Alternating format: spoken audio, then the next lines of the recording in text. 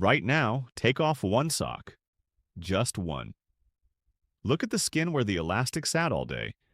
If you can see a clear indentation pressed into your calf, a groove that stays there for 30 seconds, a minute, sometimes 5 minutes before the skin finally smooths back out, I need you to keep watching.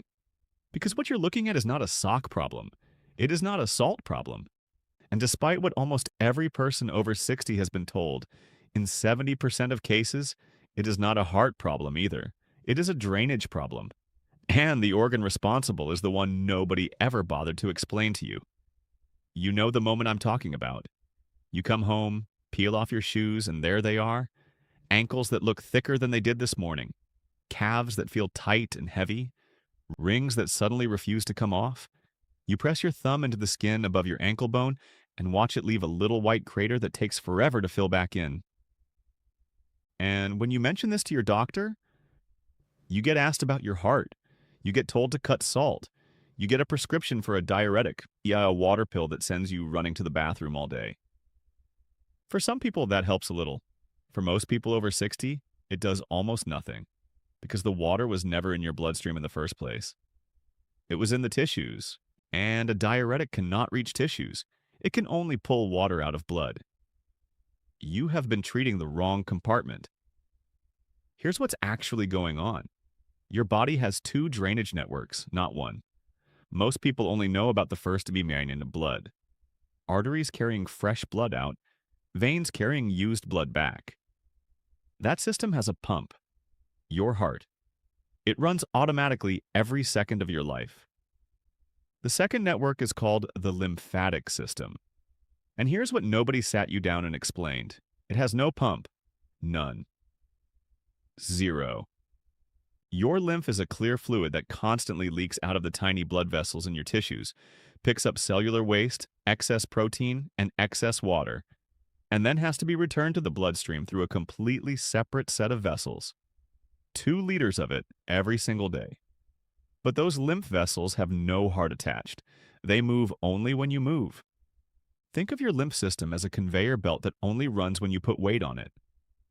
Every step you take, every calf muscle contraction, every ankle flex, squeezes the lymph vessels and pushes fluid upward.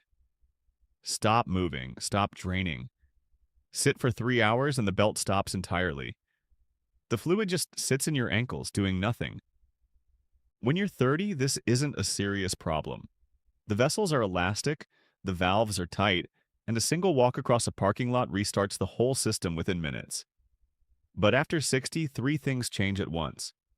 The lymph vessels stiffen, the valves begin to leak, and the tissue around the ankles loses its own elasticity.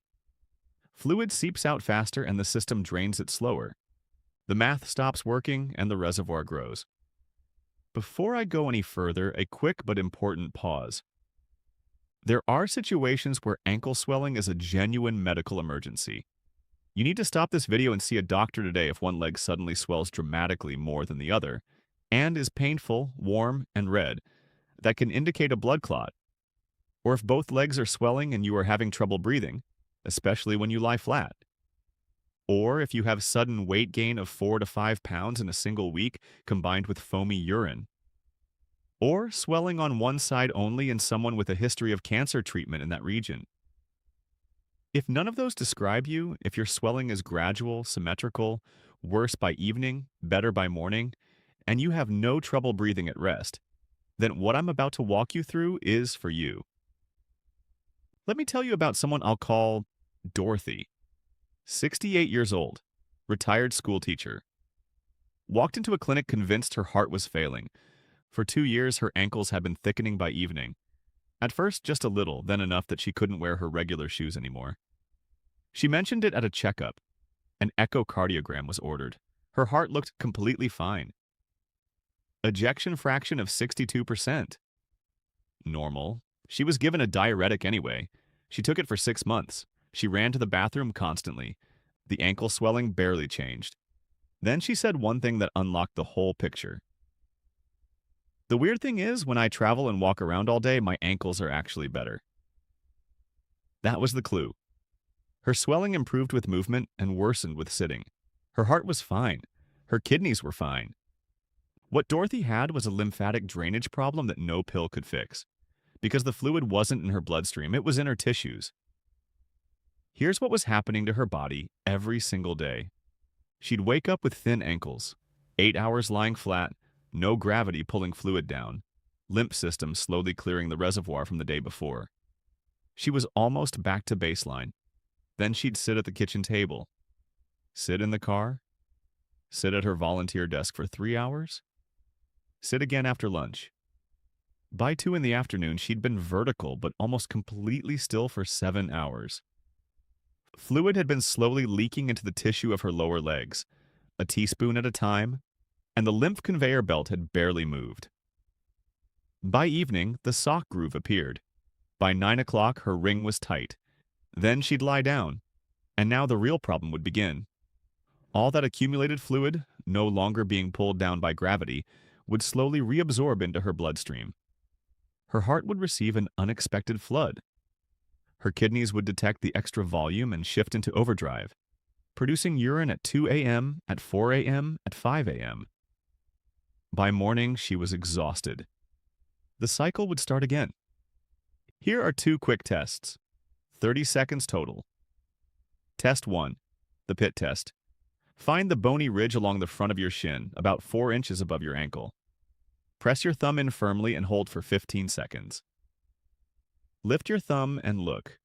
If there's a visible indentation that takes 10 seconds or more to smooth out, you have what clinicians call pitting edema.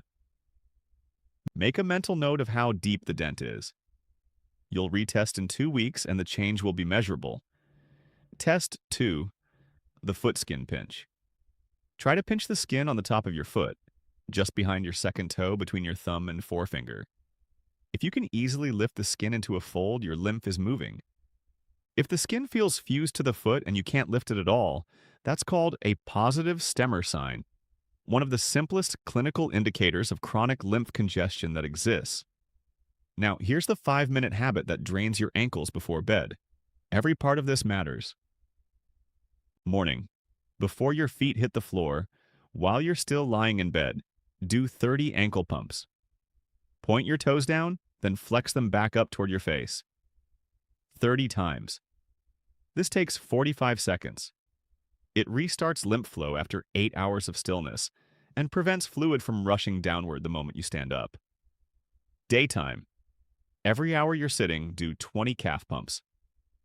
Heels on the floor, pump the toes upward and back down, or rise up onto the balls of your feet and drop back down 20 times. 30 seconds. Set a timer if you have to. Before dinner, 5 minutes of slow walking. Not a workout, just movement. Around the block, around the house, around the yard, walking activates the deep calf muscles in a way that seated pumps cannot. Evening, 90 minutes before bed. This is the critical piece. Lie on the floor or on your bed and place your legs straight up against the wall at roughly a 90-degree angle. Heels higher than your hips, hips higher than your heart. Stay there for 15 minutes. During those 15 minutes, do slow ankle circles, 10 in each direction. Then alternating ankle flexes, 20 repetitions. Then, while still inverted, place both hands flat on your abdomen and breathe deeply through your nose. Belly rising for 3 minutes. Slow, deep belly breathing activates the thoracic duct, the main drainage vessel of your entire lymph system, which sits right behind your diaphragm. Every deep breath is literally pumping your lymph. After 15 minutes, slowly roll to your side and sit up. Then do this. Starting at your ankle, use the flat of your fingers to stroke the skin upward toward your knee. Slow, gentle, always toward the heart, never downward. 10 strokes on each leg. This is a simplified version of what's called manual lymphatic drainage, and it physically moves fluid from the tissues into the lymph capillaries. Right after this sequence, you will feel the urge to urinate. You'll release 300 to 400 milliliters of pale urine. That is the fluid that would otherwise have woken you at 2 in the morning. You just drained it while you were awake and in control. Dorothy followed this protocol for 3 weeks. By the end of week 1, her sock marks were gone by morning. By the end of week 2, she was no longer waking up at night. By the end of week 3, her ankles at 9 in the evening were the size they used to be at 9 in the morning. Her prescriptions hadn't changed. Her echocardiogram hadn't changed. What changed was that her lymph system was finally being given the signals it needed to do its job during the day on her schedule, instead of scrambling all night while she tried to sleep. Here's what to do starting tonight. Do the pit test right now. Know your grade? Write it down. Before dinner tonight, take a 5-minute walk. 90 minutes before bed, legs up the wall for 15 minutes. Deep belly breathing for 3 of those minutes. 10 upward strokes on each calf when you stand up. Tomorrow morning, 30 ankle pumps before your feet hit the floor. Do this for 2 weeks. Retest the pit test. You will be startled by the change. Your ankles are not betraying you. They are a drainage system that stopped getting the signals it needed to run. Give it 5 minutes a day, and the difference is not subtle. It's the kind of change you see in the mirror, feel in your shoes, and notice the first morning you wake up without pressing your thumb into your calf just to check. If someone you love has ankles that swell by evening, send them this video. They've almost certainly been told it's their heart. They've almost certainly been handed a pill that doesn't address the real mechanism. Now you can give them the explanation nobody bothered to give them. Leave your age and where you're watching from in the comments. It genuinely shapes the topics I cover next, and your experience might be exactly what another viewer needs to hear today.